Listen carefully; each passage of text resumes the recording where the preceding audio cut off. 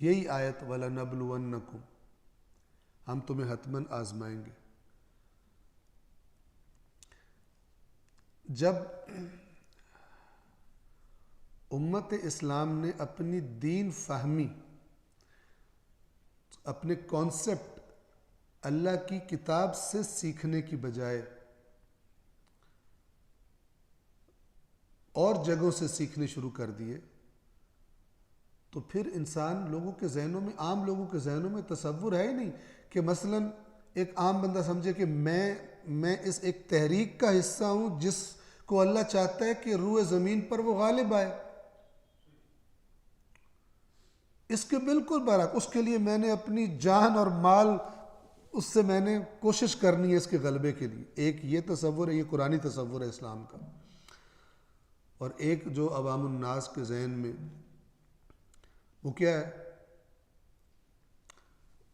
Sugar control ہوگی فلانے وظیفے سے، نوکری لگ جائے گی، رشتہ ہو جائے گا، اولاد نرینہ ہو جائے گی. اپنی دنیاوی خواہشات کو پورا کرنے کا ٹول کے طور پر اسلام کی چیزوں کو لیا انہوں نے. سارا فوکس ہی. آپ کئی دفعہ لوگ پوچھتے ہیں اس کام کا کوئی وظیفہ بتائیں. 99% یہ وظیفے دنیاوی کاموں کے لیے ہوتے ہیں. اور اس قسم کے وظیفے بتانے والوں کی مثلا ریٹنگز بھی کافی ہوتی ہیں، جو بڑا مجرب نسخہ ہے. تو ہر آرزو پوری، تو سنگ دل محبوب قدموں میں، تو جناب آرزو کی شادی، تو جناب جو دل کرے وہ، اس قسم کی چیزیں.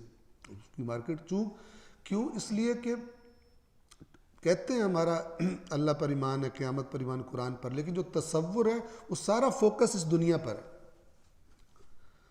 تو جو اس دین کو جو ایک ذریعہ سمجھتا ہو دنیا کے حصول کا، ایک عام آدمی، وہ کہاں؟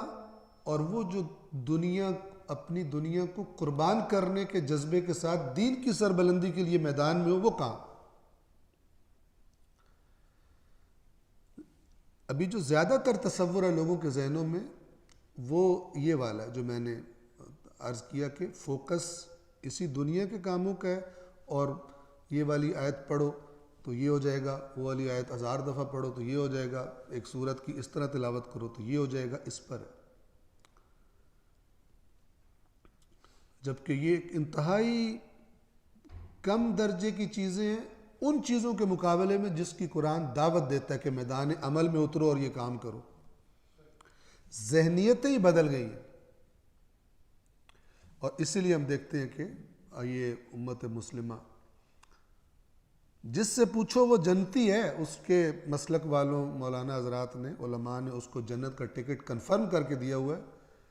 لیکن اگر اس امت کی دنیا میں حالت دیکھیں تو دوسری اقوام کے مقابلے میں بے حیثیت ہوئے ہوئے، سوائے بعض استثناءات کے، ایسی جگہوں پر جہاں روح دین پائی جاتی ہے. یہ آیت بھی یہ کہہ رہی ہے مسلمانوں سے جو وہ توقع کر رہے تھے کہ ہم نے اسلام قبول کیا ہے تو اب جناب موجیں ہو گئی، دنیا میں بھی موجیں تو آخرت میں بھی موجیں. تو اللہ نے کہا کہ کیا تم سمجھتے ہو کہ یوں ہی جنت میں داخل ہو جاؤ گے؟ یہ ان سے بھی ہے، ہم سے بھی ہے.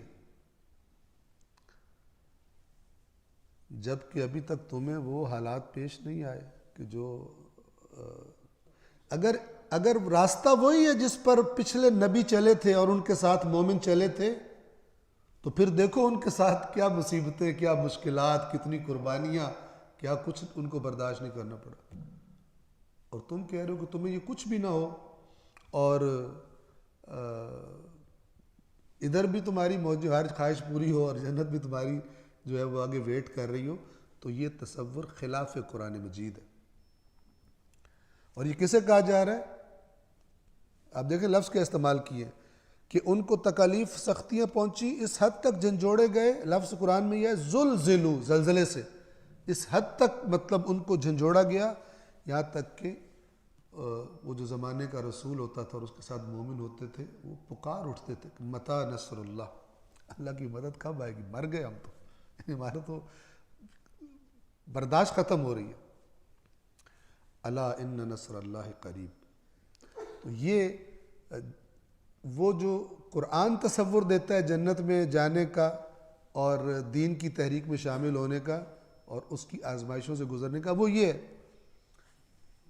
لیکن اگر آپ دیکھیں جو مارکیٹ میں جس طرح جنت آج کل سیل پہ لگی ہوئی ہے، تو وہ ایک آدھی کام کرنے سے ہی بندہ پکا جنتی بن جاتا ہے۔